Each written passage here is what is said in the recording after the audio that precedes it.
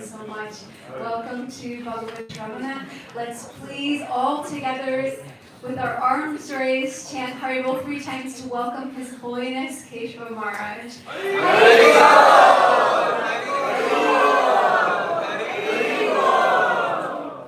Thank you so much, Maharaj, for blessing us by coming to Bhakti Center. The room is full out of gratitude and excitement with your presence. Maharaj needs no introduction. We all know Maharaj, but he actually graduated from the University College of London and became a monk at the age of 21 years old and has continued that journey over 2 decades later. And having studied ancient Sanskrit texts for over 25 years, he has gone on to author 10 books and design over 50 courses, empowering his audiences to apply ancient insights to upgrade relationships, discover purpose, overcome inner blocks, and craft well-being on all levels. And he is reaching so many audiences. He's nurturing and inspiring practitioners of bhakti and also inspiring so many new people to come to the path of bhakti. He is a disciple of Krishna. I know who it is, and I love him. My mind is blanking. Yes, Kamakana Maharaj. Krishna. Thank you so much. Nervousness. I'm glad I am not the one giving the talk, and it's you giving the talk, Maharaj.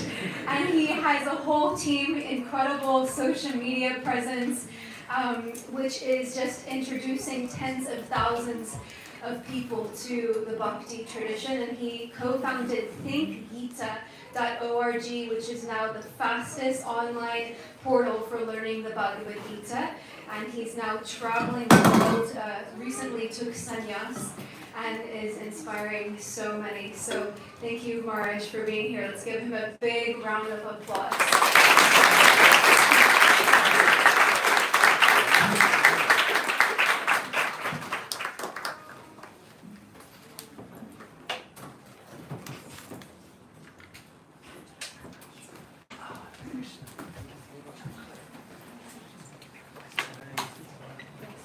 And if everyone can please move forward so we can make more space for people coming in.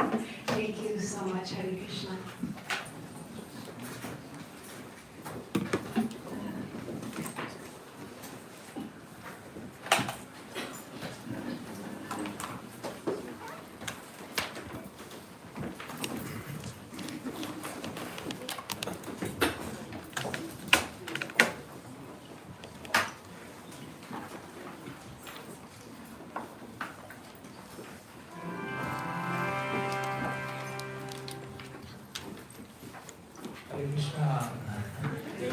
Thank you so much for the very, very warm welcome. Thank you for your kind words, Shankar. I really appreciate it. And it's so beautiful to be back in New York, where it all started.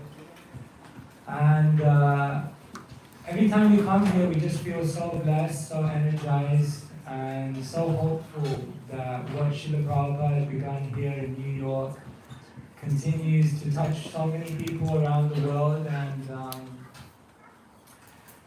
the kirtan which Prabhupada began under that tree in Tompkins Square Park continues to resound around the world. Kirtan is reaching so many places, so many people.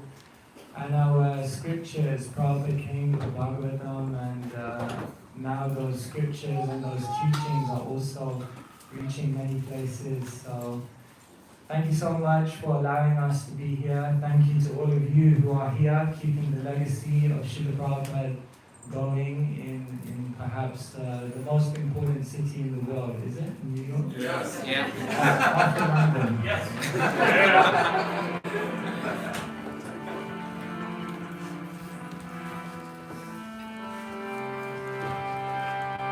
Srila Prabhupada ki jai. Radha Madhava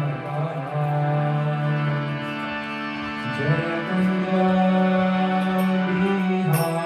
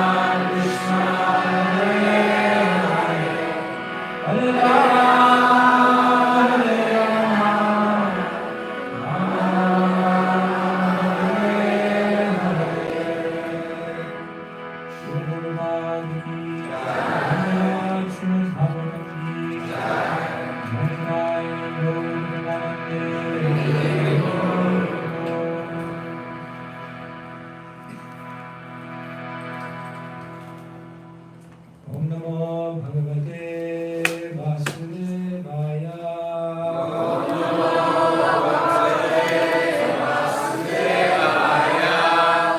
Om Namo Bhagavate Vasudevaya.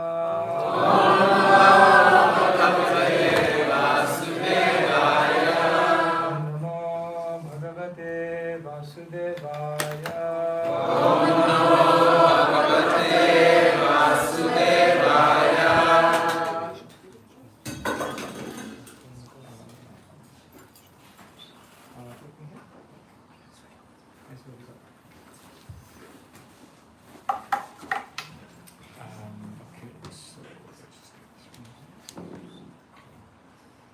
Hare Krishna, everyone. So happy to be here.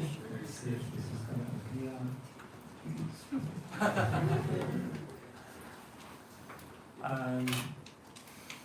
So I was thinking, the Bhagavatam is so vast, and as we all know, it's such a beautiful literature with so much for us.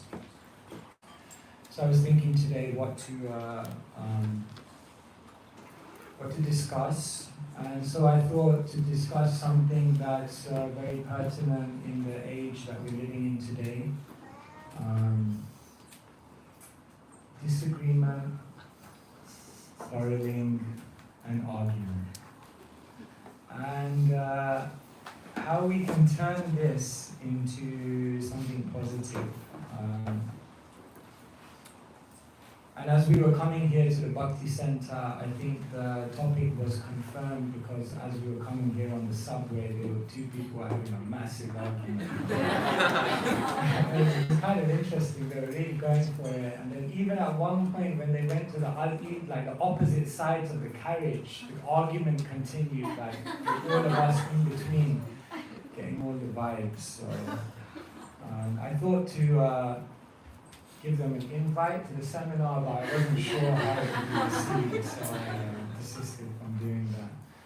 And then Halai Pran told me the rule of New York is do unto others before they do to you. Okay.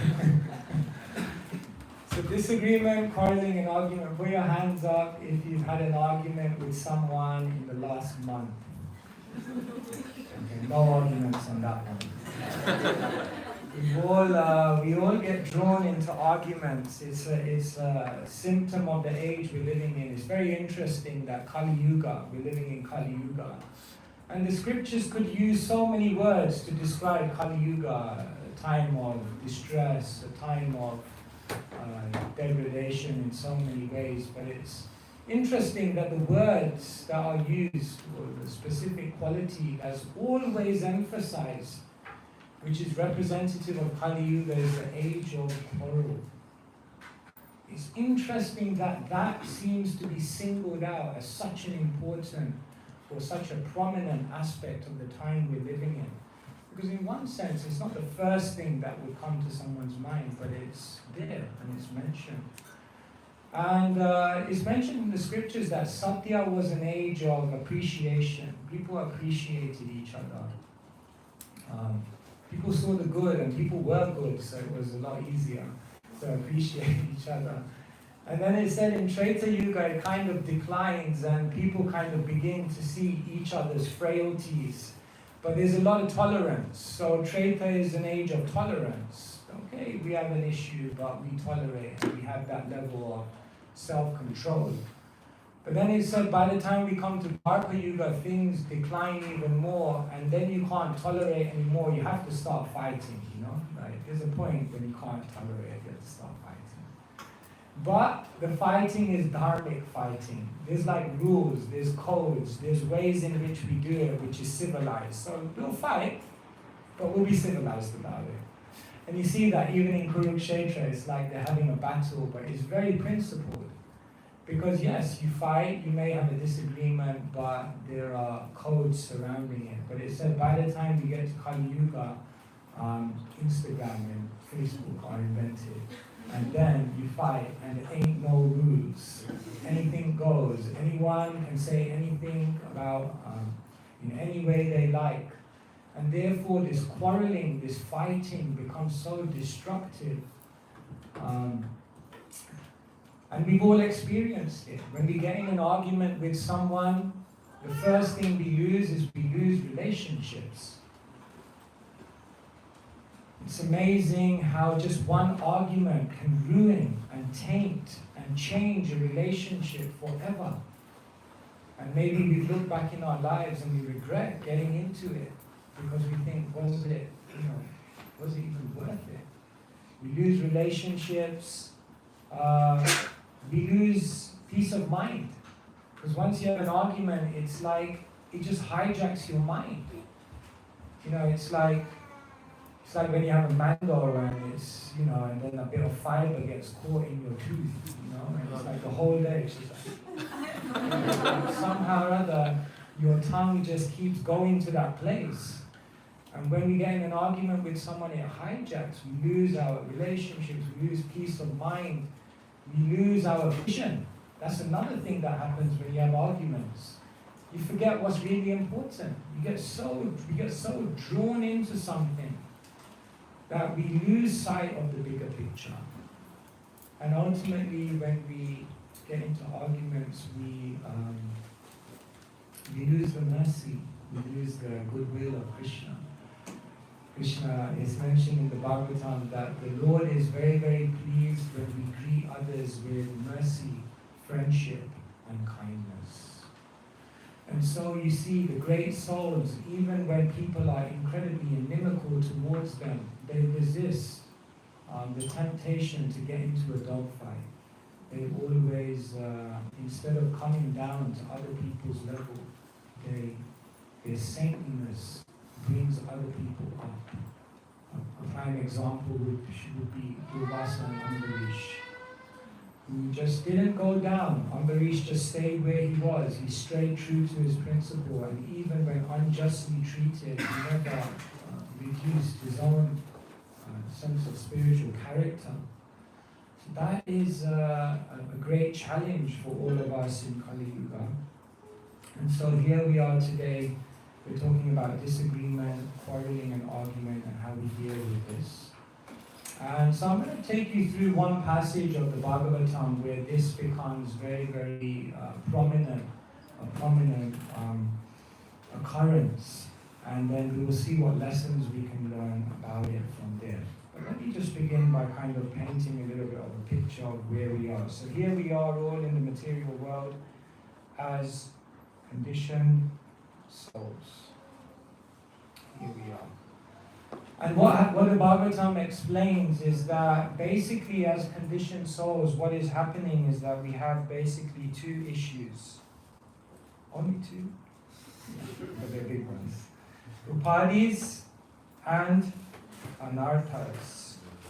Upadhis means false designations, false sense of identity. It's interesting in many Asian languages, upadhi means anxiety and distress, which basically is what all of those false identities bring. So when we identify falsely, then we falsely get emotional and overwhelmed by things that don't really matter. And therefore, one problem we have is we just identify ourselves in the wrong ways. Upadhis also means where we base our sense of self-worth, our value. And anarthas just means unwanted qualities, unwanted traits, unwanted characteristics of our personality that basically taint our whole experience of life. There's this famous story of Nelson Mandela when he came out of prison after being wrongly imprisoned. And someone gave him a Bhagavad Gita and he said, I already got one because one of the fellow inmates was a Hindu. And so the person asked him, what did you learn from the Bhagavad Gita? And he said, I learned the day I came out of prison.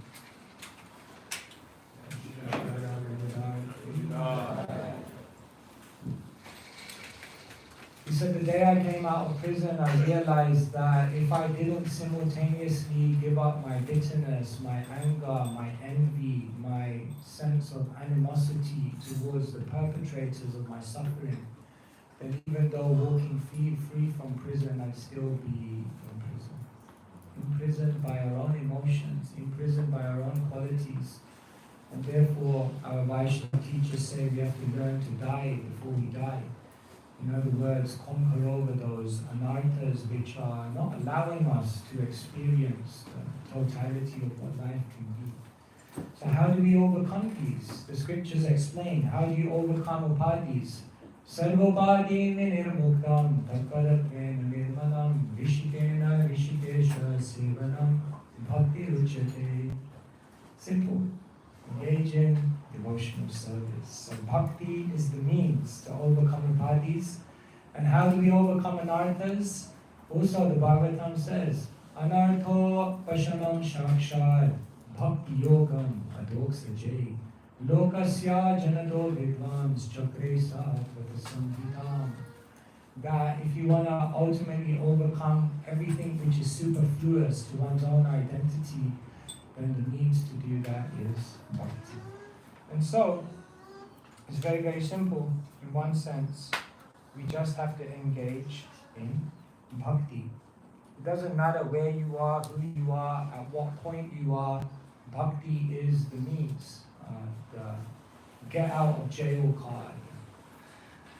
But the scriptures also explain, Akama sarvagamo va moksha kama udadati tivena bhakti yogena yajeta purusham param.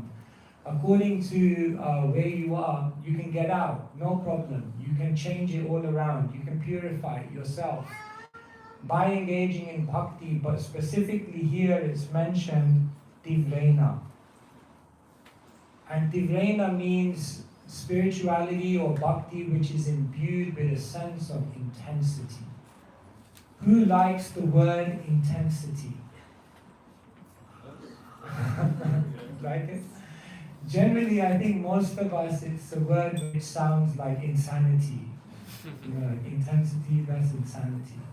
Generally, most of us don't like the word intensity. But the Bhagavatam explains that it is that kind of bhakti which is really going to create a change. And so, intensity can mean different things. Increasing the quantity of your spirituality, your spiritual commitment. It can also mean increasing the quality. Sometimes you get to a point where you look at your life and you're like, I don't have any time to increase my activity towards my spiritual aspirations. And at that moment, you don't need to think that you can't increase your intensity. You can, because you can just increase the quality. Like I remember one year it was Kartik and I was thinking what vow I would do, and I came in front of Krishna. I'm like, Krishna, I don't have any more time. I can't do any extra vows here. See, look at my diary. Show it to Krishna. And in that moment, Krishna inspired me, and what I did that Kartik was, instead of chanting more or doing more or reading more, I just chanted my 16 vows, but I made a vow to do it all in one go, sitting down in one place. And that was a very beautiful vow, because it really helped me to increase the quality of what I was doing. So that is another way to increase your intensity.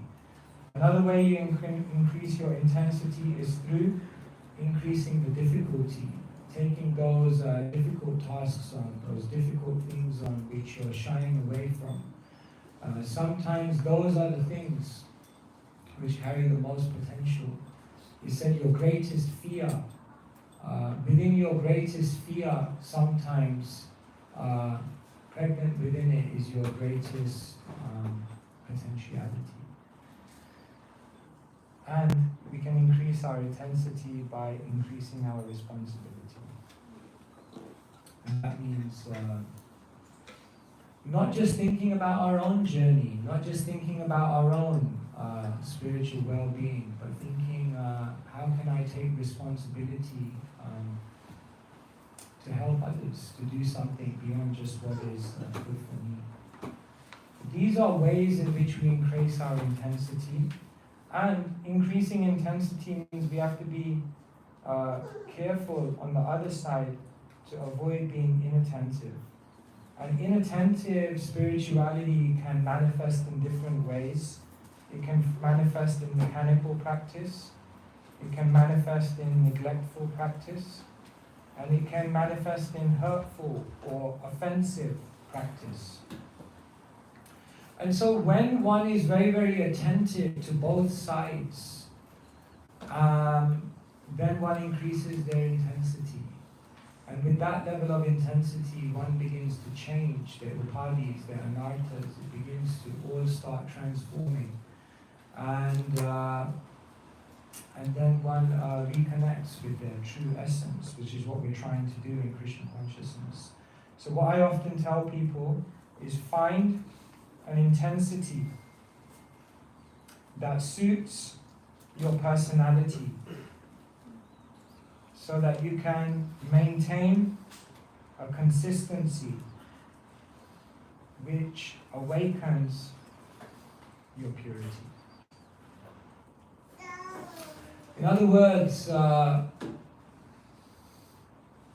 intensity doesn't have to be something that we shy away from or something that we're scared of. Intensity is actually very, very beautiful. When we find an intensity which suits our personality, then what happens is, in that intense, focused, absorbed practice, what happens is we're able to maintain a consistency. And that consistent intensity then is very, very powerful in awakening our purity. And so if you look at the whole of the Bhagavatam, it's basically case studies around all of this. You will find individuals who become mechanical. You'll find individuals who become neglectful of their spiritual practice. Can you think of anyone who became neglectful of their spiritual practice in the Bhagavatam?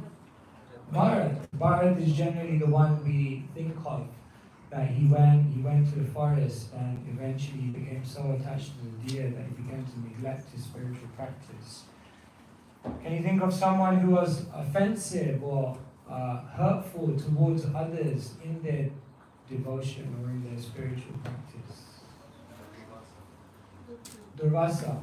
Is that Daksha, Durvasa, yes, Durvasa Muni is probably the classic example. Durvasa literally means, Vas means to reside, and Dur means difficult, it means someone who is difficult to live with. Imaginary.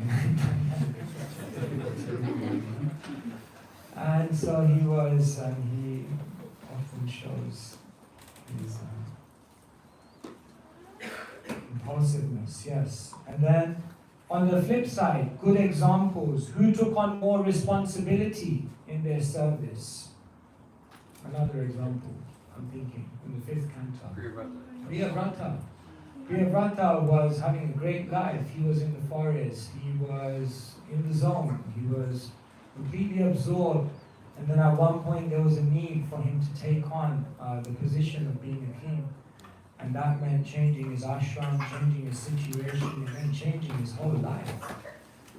But he was ready. He was ready to take on that responsibility because he realized that is my calling. Difficulty. Can you think of someone who takes on something very difficult as an exhibition of their devotion and their kindness towards others? Medici? Dhruva Maharaj, and many. The one I was thinking of was Lord Shiva, who when the demigods and the demons were churning the milk ocean, the poison came out, and he took that very difficult service of consuming that poison so that others would not be harmed by that. There's a very beautiful verse there. Tapyante lokatapena sadhavo prayasojana Paramaradhanam tati purushasya kilatmanaha. This verse says if you want to understand the greatness of a personality, there's one very clear way in which you can understand the greatness of a personality. Tapyante lokatapena. Just look in their life and see how much difficulty are they ready to accept to relieve others of difficulty. How much suffering are they willing to voluntarily take on in order to remove the suffering of others?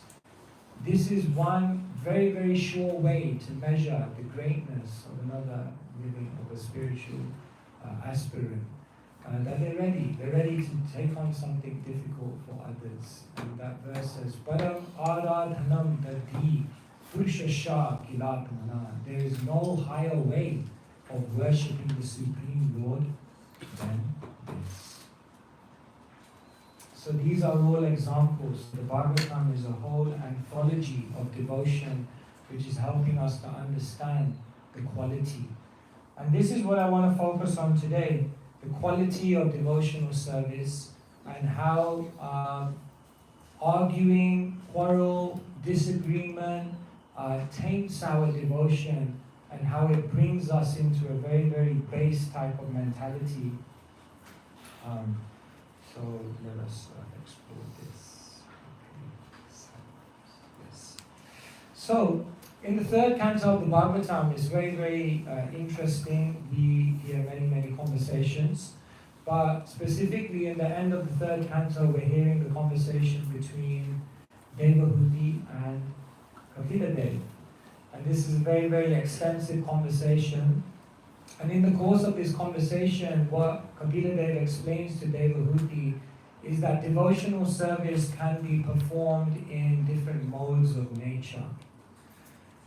In other words, devotional service is completely pure. Nothing can compromise the purity of devotional service. However, the intent and the motivation with which one performs that devotion then means the devotional service takes a certain quality.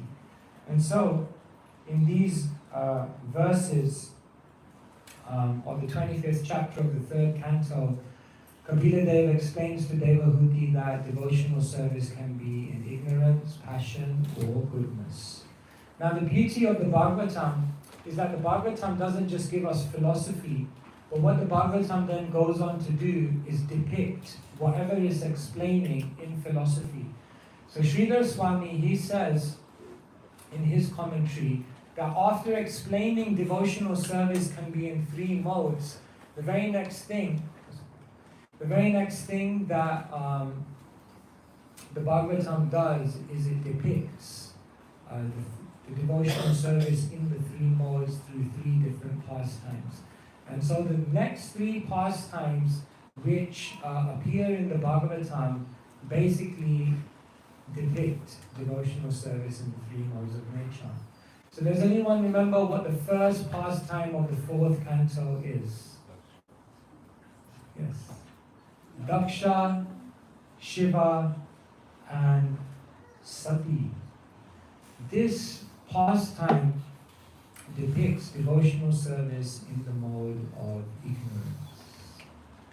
Does anyone remember what the next pastime of the 4th canto is? What happens after this pastime from the 8th chapter of the 4th canto? Dhruva. Dhruva Maharaj, who goes to the forest, who goes to Madhuban.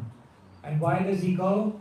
Sthana bilasi tapasi stitoham tam praptavan deva muni draguyam. He has an abhilas. What's his abhilas? Sthana abhilas. He wants a kingdom greater than his predecessors. And what does he do in order to achieve that kingdom? Tapasi stitoham. He situates himself in tapasya for his devotion. And so this pastime represents devotional service in the mode of passion. Does anyone remember what the next pastime that appears in the Bhagavatam 4th canto after Dhruva? Prithu, exactly. And Prithu, who's the ideal leader, the incarnation of the Supreme Lord, he represents devotional service in the mode of goodness because he is performing it without attachment. He is doing it for purification and he's doing it without any extraneous or ulterior motives. It's very, very beautiful. The Bhagavatam is very, very strategic. It's very, very defined in how it is leading us towards pure devotion. And so, Srila Prabhupada, in the purports to devotional service in the different modes, he writes this. I want you to have a look and then I'll ask you a question. Srila Prabhupada writes, devotional service in the modes of ignorance, passion, and goodness can be divided into 81 categories. There are different devotional activities such as hearing, chanting, remembering, worshipping, offering prayer, rendering service, and surrendering everything. And each of them can be divided into 3 qualitative categories. There is hearing in the mode of passion, in the mode of ignorance, and in the mode of goodness. Similarly, there is chanting in the mode of ignorance, passion, and goodness. 3 multiplied by 9 equals 27. And when again multiplied by 3, it becomes 81. One has to transcend all such mixed materialistic devotional service in order to reach the standard of pure devotional service. So my question to you is, where does this 81 come from? Here Prabhupada writes, 3 multiplied by 9 equals 27. So that's clear. There's 3 modes of nature, and there's 9 processes of devotional service. So 3 times 9 is 7. However, Prabhupada then says, and when again multiplied by 3, it becomes 81. So what is that other 3 that it's multiplied by to make 81 types of devotional service. Any ideas? Put it out to the jury. Kanishta, Madhyam and Uttam. Kanista, Madhyam and Uttam. You can be a Uttam ignorance. It's actually interesting, the terminology Kanista, Madhyam and Uttam are actually like just generic terminology. They just mean like lower, middle and highest. So you're saying within the three there are gradations. Okay, good. Any other ideas? Where does the other three come from? What is that other three that multiplies 27 to make 81? Mind, intelligence, and ego.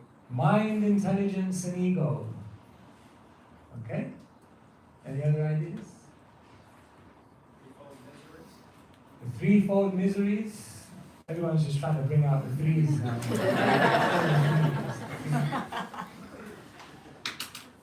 Brahma, Vishnu,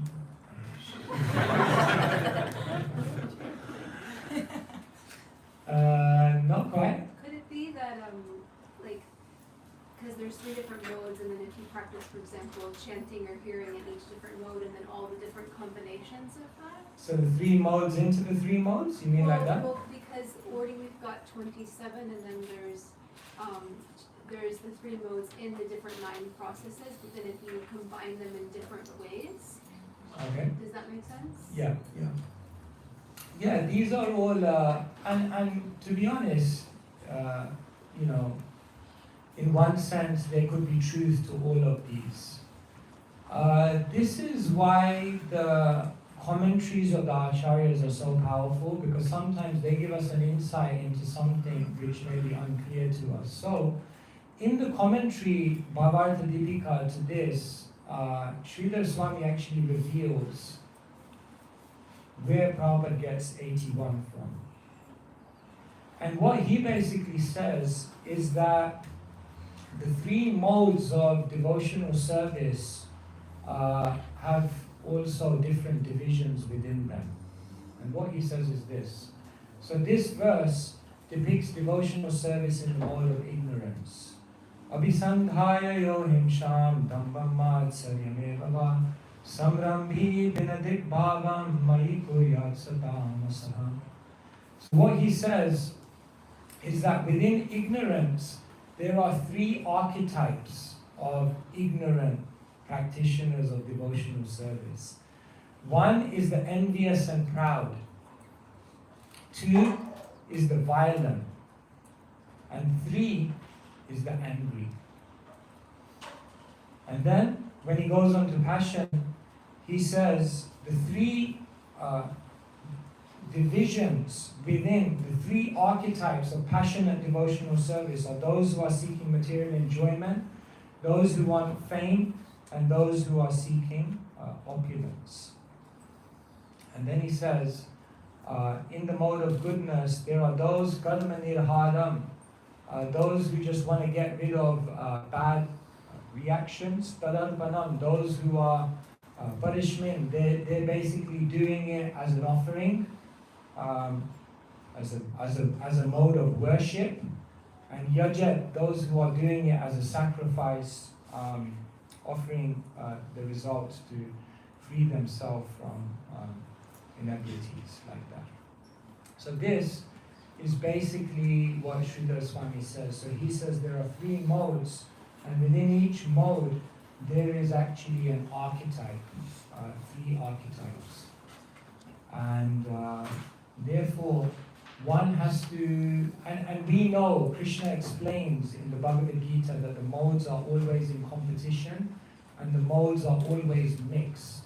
So the message from this is that these archetype tendencies can enter into one's devotion, and when they do, that devotion becomes compromised and tainted. And so we have to be very, very careful that all of these are actually binding and blocking one from the purity which is explained. Savekam Shamparo Dhammo Ahaituki Apratihata. That's pure devotional service. But to get there, we have to navigate through all of this. And so the Acharya is going to commentate that different pastimes basically depict different aspects of this ignorance. And today we're talking about disagreement, quarrel, conflict. And this is very, very much exhibited in this pastime. So this is the 81 types of bhakti. 9 archetypes here and 9 processes. That's where the 81 comes from. So, devotional service in the mode of ignorance, the example we're given is Daksha, who marries Prashuti. So the pastime is very, very, very dramatic actually. Swami Manu has 3 daughters, Akuti, Begahuti and Prashuti. And Swami Manu also has 2 sons, Priyavrata and Uttanapat. So his daughters marry different individuals. Akuti marries Ruchi, Devahuti marries Kapila Dev, and Prashuti marries Daksha.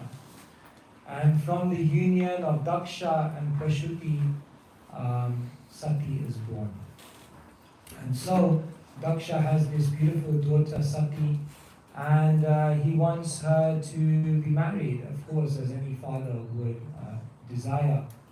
And it's very interesting, just as Kapila Dev, who was a renunciate, he was married to Devahuti, who was a royal queen. And many, many people were thinking, she's a royal queen. Like, is she really going to marry someone who's just so austere? But she did.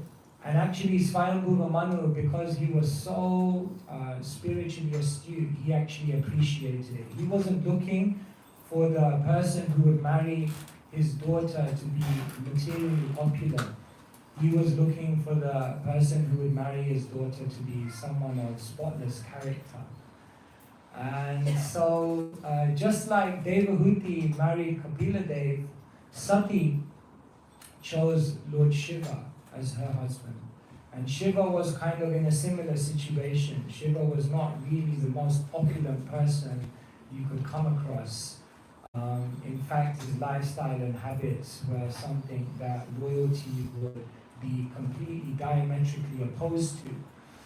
However, Sati in her spiritual accomplishment could identify that Shiva is an incredible person, and therefore she desired to marry Shiva, and she did marry Shiva. But unlike Swayambhuva Manu, who appreciated his daughter's decision, Daksha didn't have the same level of spiritual acumen. And therefore, when Sati married Lord Shiva, although he acquiesced and he agreed to it, still in his mind, he thought she could do better. You could do better than that. And therefore, in his mind, he always still had some envious and some animosity towards Lord Shiva, thinking that my daughter should have married someone better. And so the story goes in the 4th canto that what happened on one occasion is after Shiva and Sati were in union, Daksha continued on performing his duty in his position. Of course, Daksha was crowned as a Prajapati, and so as a Prajapati or as a progenitor of mankind, one of his main duties involved performing sacrifices, because piety was very, very important for his occupational duty. And so Lord Shiva was performing all different types of sacrifices. And it's mentioned that on one occasion there was a great sacrifice that, Daksha was performing many sacrifices. And on one occasion, Daksha was performing a sacrifice. Everyone had assembled, all the sages were kind of positioned, ready. The yagya kunds, the sacrificial pits were there. All the brahmanas were warming up, they were reciting mantras. And Lord Shiva and Lord Brahma had both come to preside over the sacrifice. And as everything was being readied and anticipation was very high and the yagya was just about to start, and at that moment Daksha came into the sacrificial arena. And when a great personality enters the room, it's said that people should rise. Because if they don't rise, then they kind of begin to decline in their life here, so they lose their lifespan. So it's considered etiquette that when a great personality comes, or when one comes in the midst of a great personality, they rise. So as soon as Daksha came in, everyone stood up, except two personalities, Brahma and Shiva. They stayed sitting. Now Brahma, the reason he stayed sitting is because Daksha is his son. So it doesn't matter how exalted you are, like when you're the son, you're the son. It doesn't matter. To your mom or dad, you're just like, it don't matter if you're a Swami. When you go home to your mom, you're a kid. And you gotta know it. So Brahma, he didn't even bother to get up. He was like, there's no need, like it's not part of culture. So Daksha appreciated that. But remember, Daksha had some envy, some malice towards Shiva from previously anyway. So Shiva he also did not stand up when Daksha came in. And the reason Shiva didn't stand up is because he was in trance. He was in yogic trance. So he was already meditating on the Supreme Personality of Godhead. He was already meditating on Shankarshan. He was already meditating on the Super Soul. And therefore, in his spiritual trance, he was almost becoming oblivious to everything around him. So when Daksha entered, he didn't register to him because he was in a different space of consciousness. However, Daksha didn't see that. And therefore, you can see in this picture, Daksha became incredibly disturbed, became incredibly agitated.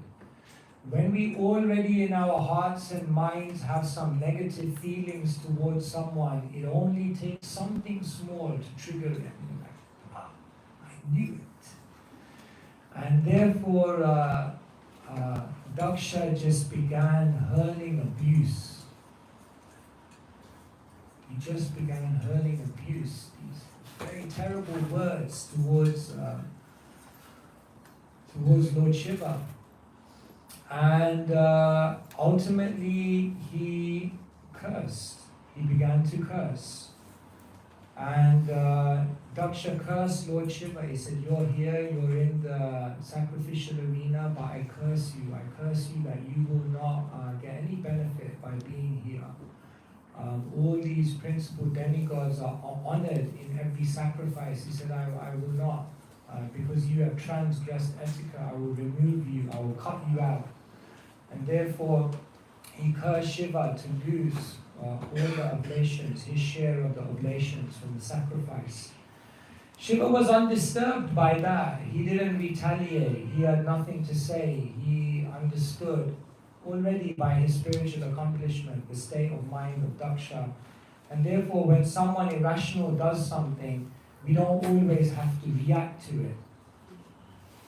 Someone once told me, never argue with an irrational person. They'll take you down to their level and then they'll defeat you with experience. So Lord Shiva, he just said, no, I'm not going to retaliate. I'm not going to respond to this. However, the followers of Lord Shiva didn't share the same sentiment. And so Nandishvara, the carrier of Lord Shiva, Nandishvara then started to hurl counter curses. They cursed that the followers of Daksha would lose their knowledge and that ultimately Daksha would be beheaded, decapitated, and ultimately he'd be given the head of a goat. They said, because you're already acting like an animal. Your response in this situation was animalistic, just simply following your instincts. Therefore, because you are animalistic, you deserve the head of an animal. And therefore, they cursed him in that way. And then, as goes, Brigu and the followers of Daksha were like, I ain't going to take that, you know. And therefore they began counter-cursing Shiva's followers, and they counter-cursed Shiva's followers in different ways, saying that you will be diverted, your followers, Shiva, will be diverted from the path of the Vedas. In the future, they will get into mamsa, meat-eating, madhya, intoxication, maipunya, illicit sexual activity, and in this way your followers will become deviated. And so this whole argument now, Prabhupada explains in the purport, it's a whole argument and arena of envy. And in this, all these individuals, their consciousness is becoming more and more clouded by anger and animosity towards each other. And so like this, ultimately, Shiva leaves. He just goes away from that place. He says, I'm not going to get involved in any of these things. And as we know, the story later goes on. I'm just looking at time. What's the time? 12:33. 12:30. And what time do we finish? Whenever you finish. No, there's an RT, right? Normally when RT starts. Yeah, that's what time? Right now. No, oh my God. What do I do now? Don't curse me. If you want to continue. But that's bad, right? Is that should I do that? Okay. It's up to you. I'm so sorry, like I totally missed the plug here. Okay. Should I go on for 5 minutes just to bring it to some conclusion? Yes, yes, Haribol. yes. Haribol. Alright. Part 2 will come. So, this whole pastime is talking about the atmosphere of ignorance, which quarreling, which argument can bring. So if we look, we can say, broadly speaking, there are 5 mistakes which Daksha made. And these are very, very apparent, and we can take these very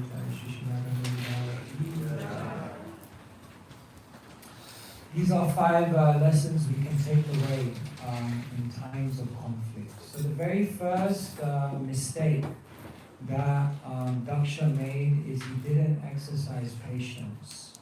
It's interesting when Krishna talks in the Bhagavad Gita about demoniac qualities.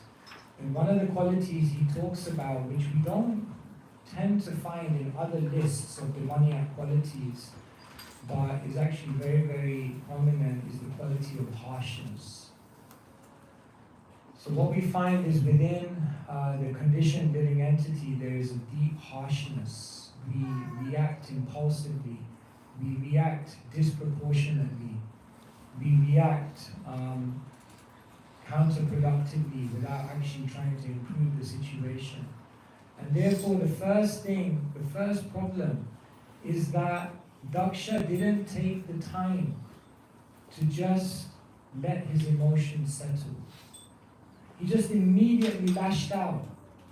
He didn't wait to hear an explanation. He didn't wait to see whether he might feel different, but in that moment, and this is like 101 conflict management. And it's something which we fall prey to again and again and again. We just don't give ourselves that time to actually register the emotions that are going through us and how we should process them. The second problem is that Daksha didn't take the time to understand the circumstance. What was causing Shiva to act in the way he was acting? Daksha jumped to the conclusion that Shiva was disrespecting him, that Shiva was lower than him, and that somehow Shiva transgressed etiquette by not standing. In another sense, it's said that Shiva is the highest Vaishnava, so a Vaishnava is above everyone. So in one sense, there was no need for Shiva to stand up because he was, in one sense, socially higher. In another sense, Lord Shiva was already meditating on the Supersoul. And when we actually offer respects to someone, according to Vedic culture, what we're doing is we're not just offering respects to them, but ultimately to the Supersoul within them. It's explained in Prabhupada's purports that Lord Shiva was already doing that. So when we look more deeply, we see that Daksha was not registering what the hidden story was. And this is also another key obstacle that we fall at when it comes to conflict and argument, which is that we just don't take the time to understand and hear the unheard, see the unseen, and try to register what is going on around the situation instead of simply reacting to it. The third thing, classic mistake that Daksha made, is he made something small unnecessarily big. This is a classic pitfall that most people fall at when it gets into argumentative situations, that the issue is very, very small, but what happens is the ego becomes very, very big. And therefore, over a tiny thing, it's not that Lord Shiva did not offer him respects in other ways at other times. He was doing that. But in this small situation, through this small gesture, Daksha made it bigger and more important than it needed to be. Like Prabhupada tells that story of two individuals who were arguing about whether something should be cut by I think it was a knife or a scissors or something. It was always saying like knife, scissors, knife, scissors. And then it became so passionate that the one saying the knife threw the guy who was saying the scissors into the ocean or something. And as the guy was drowning in the ocean, he was like, scissors, scissors. So making something more important than it needs to be. Daksha again failed on this. And then, this is another classic thing that sometimes we just have to accept that we can agree to disagree. That we just have different perspectives, that we just see the same thing and we may even have the same principles and values, but the way we express them and the way we pursue them in our life may be different. And so Shiva did that. He was able to just accept where Daksha was at without having to retaliate and make Daksha descend even to an even worse state of behavior. And sorry, I'm going quick, but just to. And the final thing in any conflict situation is that the ultimate thing is not to be right or wrong, but to ultimately see what is best for the progressive development of one's own consciousness. And so what's the point of winning if you lose so many other things which are more valuable in your life than that argument? And so again, Daksha, to his credit, came to his senses at the end and transcended all of those other weaknesses that he had, because at the end he eventually came and prayed to Lord Shiva for forgiveness. But ultimately we have to keep it all in perspective. And so here we're reminded that one of the ways in which we get drawn into this kind of space of ignorance, darkness, in which we cover our consciousness from the clarity that we need to move forward in our spirituality. This is depicted in this pastime. And argument, quarrel, and conflict is one of the diseases of the age we live in. And therefore, somehow or other, to learn to be patient, to try to see the circumstance, to try to always keep things in perspective and not blow them out of perspective, to accept that yes, we can have different approaches, and to accept that yes, someone may have a weakness just like I have my weaknesses, and I don't need to unnecessarily dwell on that. And then ultimately to always have the bigger picture in mind, that beyond winning an argument, we want to win over something much more valuable, which is our own false ego. And we want to win that battle over our own false ego. So these were some thoughts. My apologies, I kind of misjudged the time. But hopefully this gives you something to think about as we meditate on how to improve the quality of our devotion, how to move that devotion out of the modes, and how to bring it towards a level of purity, which will ultimately satisfy the self. Thank you very much. Grantaraj Srimad Bhagavatam ki jai. Thank you.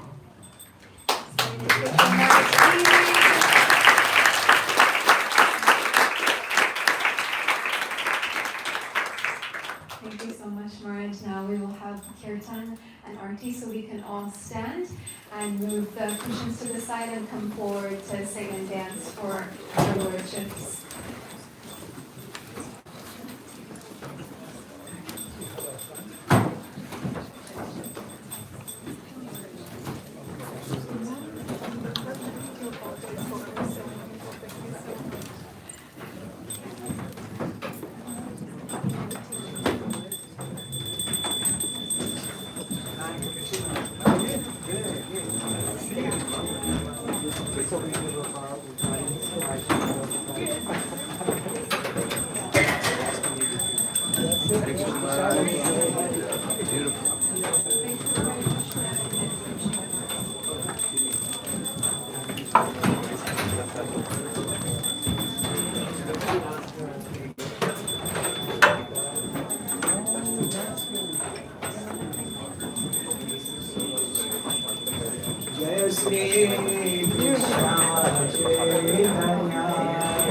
Prabhu Nityananda, Sri Advaita Gadadhara Srivasadi Gaura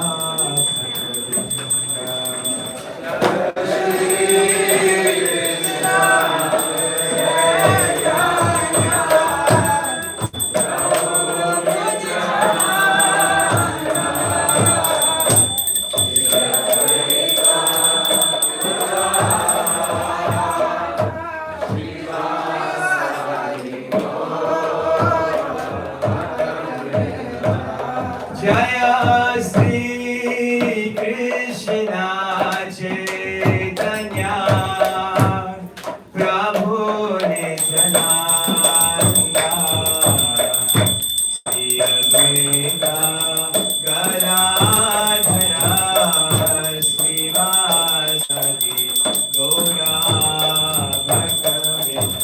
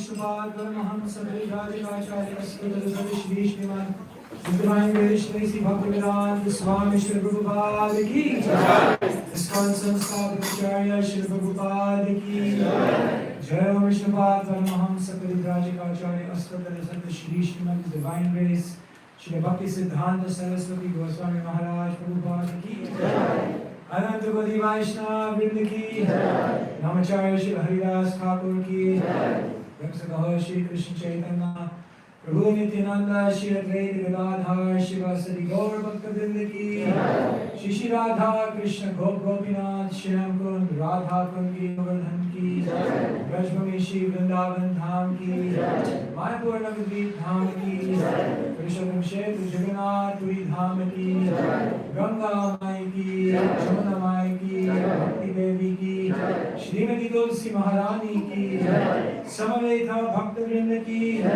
Shri हरिनाम संकीर्तन की जय निताय गौर प्रेमानंदे glories to the Samud devotees, oh glories to the Samud devotees, oh glories to the Samud devotees, oh glories and glories to the Lord's feet of Shri Guru Gauranga Shri Prabhupada ki jai.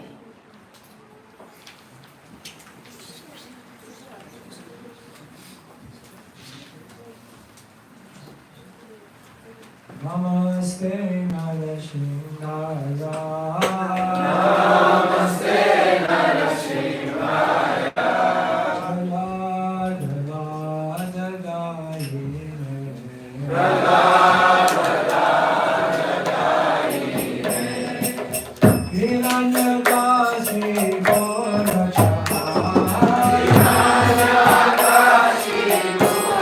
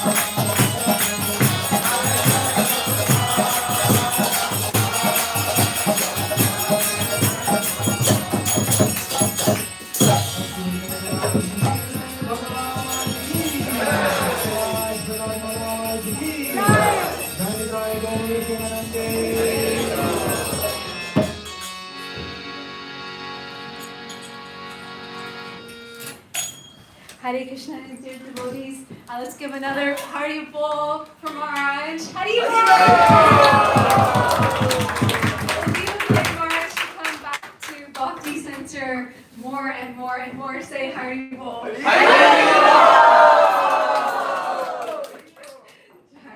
So we actually have Maharaj's books. We have a book table in the back, which will be run by some devotees. Raj will be heading that up. So if you would like to purchase any of Maharaj's books, please, please, please, please do so. And this program happens every Sunday. Next Sunday will actually be given by both Jaini Thai Prabhu and Dayal Gauranga Prabhu, because we have a special retreat next weekend actually called Foundations of Bhakti, which is for those, it's a 2-day retreat, Saturday and Sunday, for those who have the foundational concepts of Bhakti, but want to actually learn the basic practices to start their bhakti practice in their everyday life. So please register for that on the website, Foundations of Bhakti. And thank you so much. Have a wonderful rest of your day. We have prasadam lunch served for everyone in the back. Please stay, and if you have any questions, you can come see me. Hare Krishna.